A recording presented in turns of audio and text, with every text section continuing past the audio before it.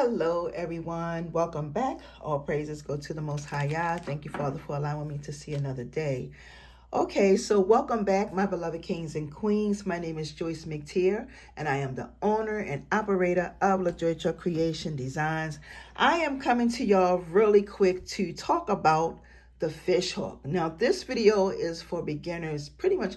I shouldn't say beginners only, but if you are starting to make and create jewelry, this is something that I feel like you want to know when it comes to the fish hook. Okay, now I'm going to show y'all how to make a fish hook pretty quick, and here are the items that you will need. Now, you can use any kind of wire to make your fish hooks, okay?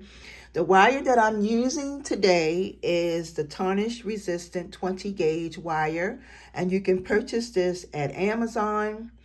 You can purchase it at Hobby Lobby and Michael's. Now, Hobby Lobby has this for $8.99, and it used to be $8.99 at Michael's, but now it's $11.99 at Michael's. So if you go to Michael's and you get this, try to make sure you can get that 25% off, okay? So if you go and order it on Amazon, it's going to be way higher. So go to Michael's or Hobby Lobby, okay? You're going to need a dowel.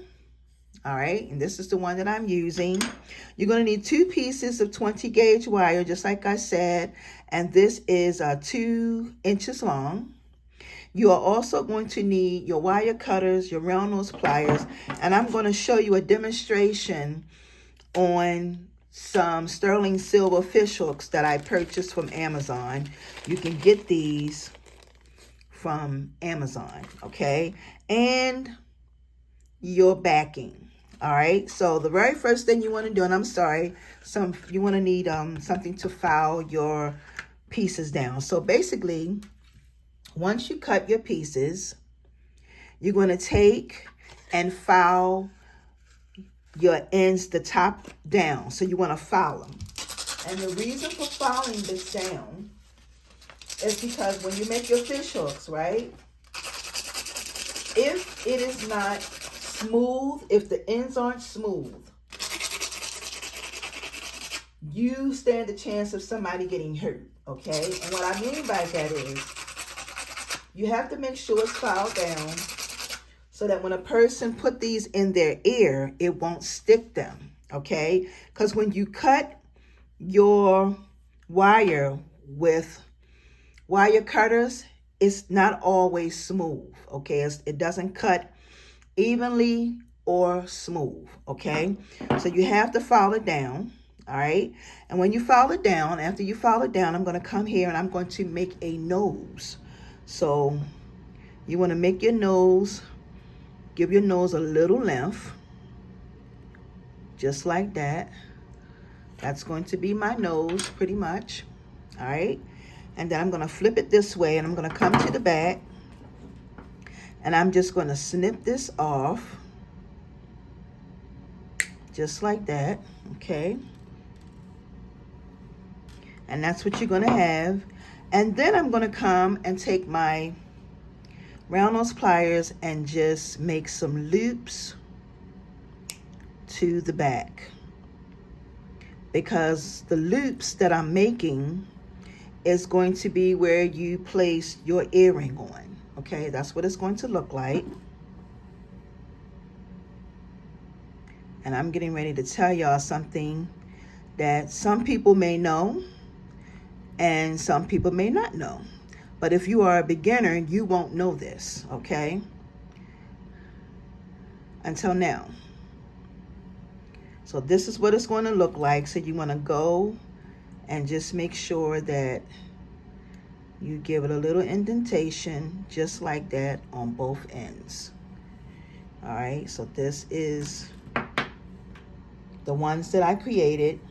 And another thing that I want to say is that you will save a lot of money when you make your own fish hooks, okay? So I'm going to show you the proper way that fish hooks are supposed to be worn in the ear. So most of the time, when we buy any earrings, it comes like this. Comes already like this. It has a long nose. and then it has this piece on like that. Okay, and most of the time we think that this is how we are supposed to wear our earring. But the right way to wear these earrings is this way. Now, the reason why you have this long nose is so that you're supposed to, when you put this in your ear, you're supposed to squeeze that down just like that. And this is how you are really supposed to wear fishhook earrings. And I'm going to tell you what happens when you do this. When you put this in your ear, this hold is going to secure this onto your ear. So when you put it in your ear and you squeeze it down, let me show you one more time. You squeeze it down, okay, just like that. It's going to snug your ear and it is not going to come out. You see that? See that? The only way that this is going to come out is when you take it out yourself. You remove it.